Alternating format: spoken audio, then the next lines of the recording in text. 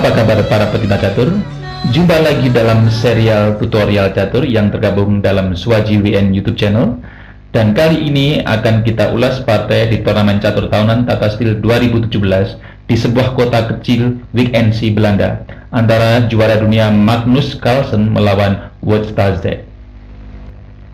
Permainan dimulai dengan E4, C5 yang dikenal dengan pembukaan Sisilia dan dilanjutkan dengan kuda E3, D6, D4, C ambil D4, kuda ambil D4, kuda F6, kuda C3, A6. Seperti biasanya, Wout Stazek bermain Nadov juga kali ini.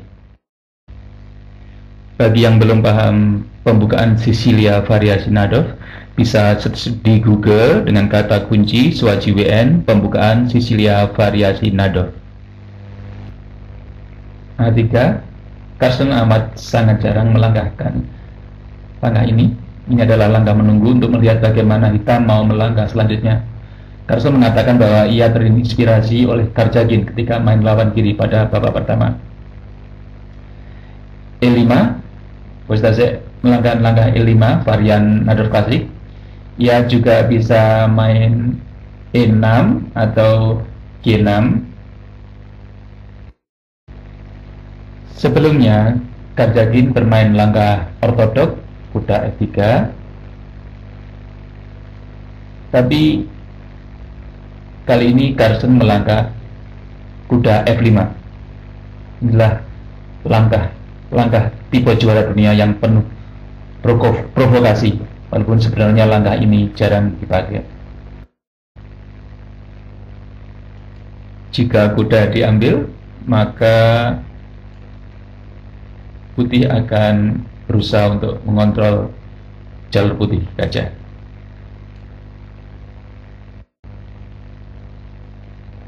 Wout Stazek melangkah D5 dan Carlsen tanpa pikir panjang melangkah G5.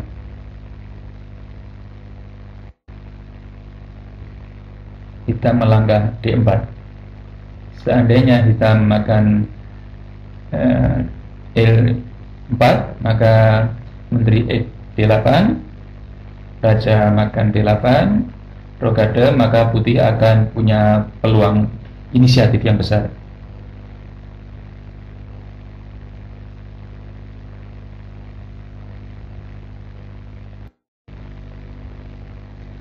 Gajah kali F6,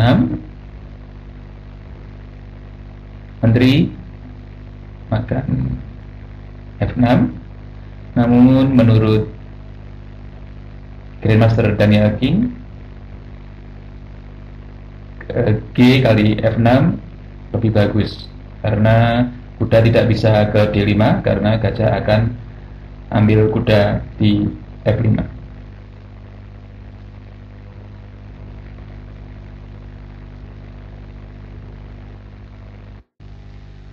Rupanya Wout Stazek ingin mempertahankan susunan pionnya agar tetap bagus, sehingga Wout Stazek melangkahkan menteri ambil F6.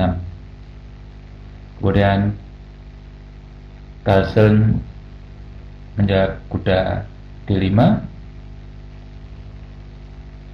Wout Stazek menteri D8 dan Carlsen menteri G4. Inilah langkah jenius Magnus Carlsen yang mungkin tidak begitu diperhatikan oleh Wout Stazek. Sepintas memang hitam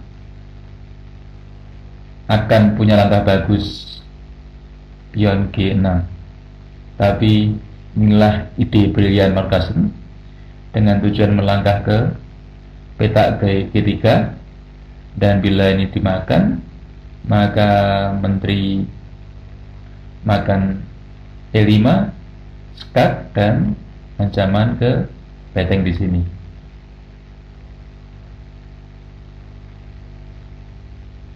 Dan bila dijawab dengan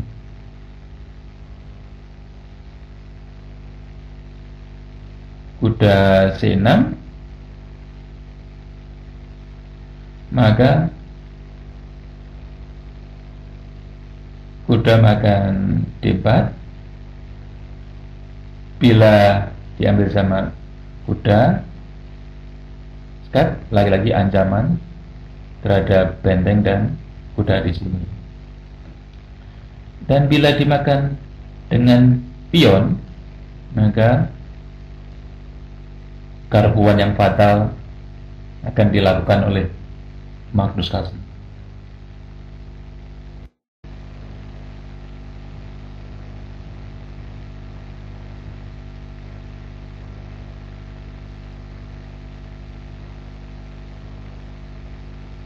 Jadi Westase akhirnya mengambil langkah kompromi dengan makan kuda di F5, dan Carlsen melangkahkan menteri ambil gajah di F5, dan inilah sebenarnya posisi yang diinginkan oleh Carlsen, karena gajah petak putih milik hitam sudah nggak ada, dan tinggal gajah petak hitam, di mana gajah petak hitam ini juga akan terhalang oleh pion-pionnya yang ada di petak hitam juga, sehingga ini menguntungkan Carlsen. Dan Wastase melangkah gajah D6 dengan harapan nanti kalau ada kesempatan Wastase akan melangkah kuda C6 dan kuda E7 yang bisa mengusir kuda di sini dan menteri di sini. Namun Carlsen punya langkah yang bagus. Dia berpikir bagaimana menggunakan momen ini untuk tetap mempunyai inisiatif, sehingga dia memikirkan langkah ini dalam waktu yang cukup lama, sekitar 17 menit 30 detik, waktu yang sangat lama untuk yang tidak biasanya dilakukan oleh Carlsen.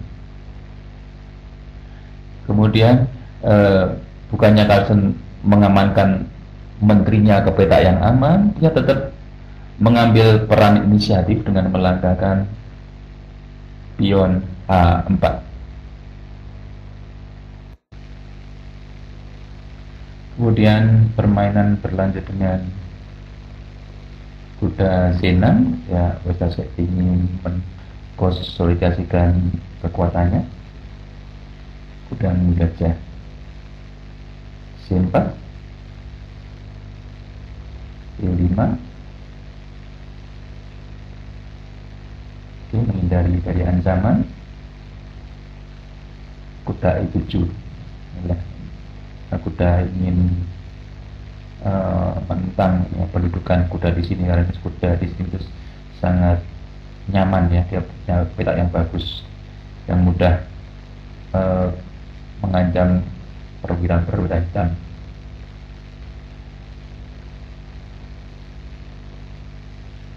Menteri menyelamatkan dari ancaman dan sekaligus mengancam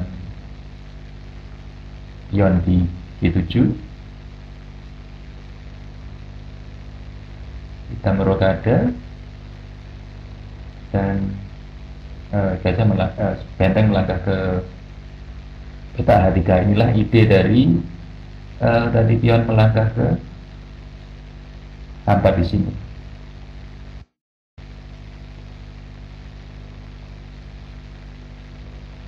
Wastase menukarkan kudanya karena kuda ini sangat mengganggu sekali dan punya posisi yang bagus. Dan Carlsen ambil kuda. Nah, kalau kita lihat di sini, gajah putih adalah posisi gajah yang bagus ya, karena kalau kita lihat gajah mengancam benteng, mengancam pion di F7 dan tidak terlalu terganggu oleh pion-pionnya sendiri yang di petak putih. Sementara kalau kita lihat hitam, gajahnya bisa dibilang mengancam pionnya sendiri, dan kita lihat banyak pion-pionnya yang ada di peta hitam. Untuk aturan gajah pada umumnya, kalau kita punya gajah yang menempati posisi peta hitam, usahakan pion-pion kita ada di peta putih, dan sebaliknya kalau kita punya gajah petak putih, usahakan pion-pionnya ada di peta hitam. Itulah aturan bagaimana memelihara gajah dan mengatur posisi gajah yang bagus.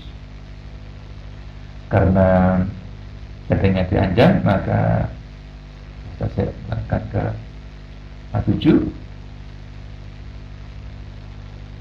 Carson melanjutkan ancamannya dengan benteng G3. Tentunya Versace harus mengamankan ancamannya di sini dan melangkahkan menteri F6.